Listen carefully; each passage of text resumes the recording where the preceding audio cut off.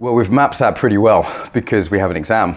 So we have a standard for what we regard makes a good embodiment teacher. And as far as I know, we're the only people that have mapped that so thoroughly. There's a lot I could say on this subject. The essence of it, God, being embodied oneself. I'd say that's the most important thing. It really saddens me. There's a generation of embodiment teachers coming in who have been trained by embodied people who just have a few skills and they're not deeply embodied themselves.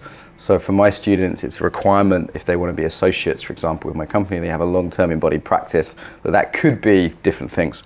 So I'd say being embodied yourself is the key one.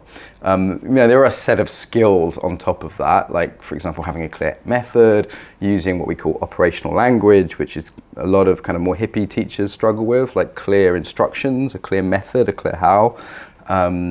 What else? The connection, the relational element, obviously the ethical element. I'm just horrified every time I go to a yoga class and some teacher adjusts me in a personal way without asking. I'm like, get off, so I've been quite strong on teaching the ethical component and how that looks in embodiment. For example, like we have a standard about not touching without permission and these kind of things. So I could talk for a long time on this because we're quite specific. We have a set of criteria in our exam. And when I started AFC, I said, we're going to have an exam because I want a standard. If I'm going to put my stamp on people, I want to make sure at least they're basically safe and basically competent, And so we set out these criteria. Francis Bryars, my colleague I work a lot with, and I thought about it. We looked at different sources. We talked to mentors and peers, and we came up with criteria. And now we can look at the same exam and independently mark it almost identically. Which shows there's some validity in terms of what we're looking for. It's not a subjective thing. And some of these are very specific, like business friendly. You gave an aim at the beginning of the session. It's very business friendly. But it's also like, why am I here?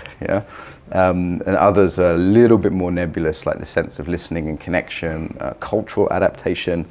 If a teacher's coming from Japan or America to Russia, I'm just beginning to learn about your country. I mean, it's complex, it's different, You look like me, but you're not like me.